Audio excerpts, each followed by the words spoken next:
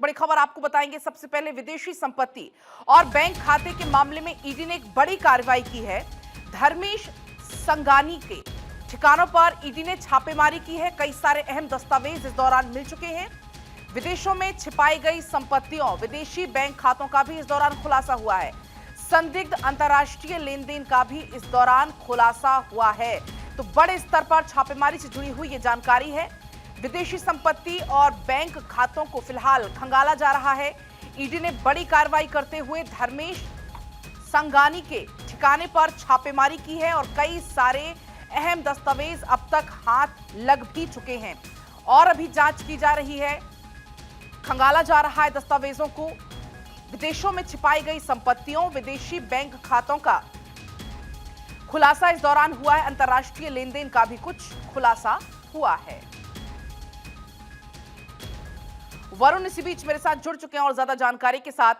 वरुण, एक बड़े स्तर पर कार्रवाई की है धर्मेश संगानी को लेकर, एक साथ कई ठिकानों पर छापेमारी से जुड़ी हुई जानकारी है।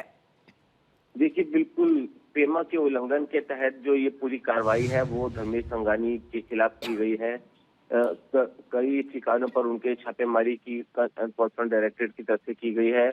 एनफोर्समेंट डायरेक्टरेट को शक है कि जो विदेशी संपत्ति और बैंक विदेश में जो बैंक खाते हैं उसका दुरुपयोग कर जो पैसों का जो लेन देन है वो गलत तरीके से किया गया है।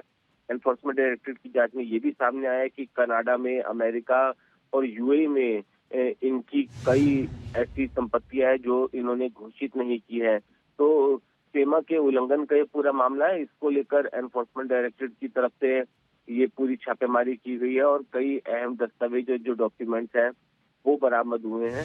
तो अब देखना ये होगा कि आगे किस तरीके की जो एक्शन है वो एनफोर्समेंट डायरेक्टरेट की तरफ से लिया जाता है इस पूरे मामले पर। जी,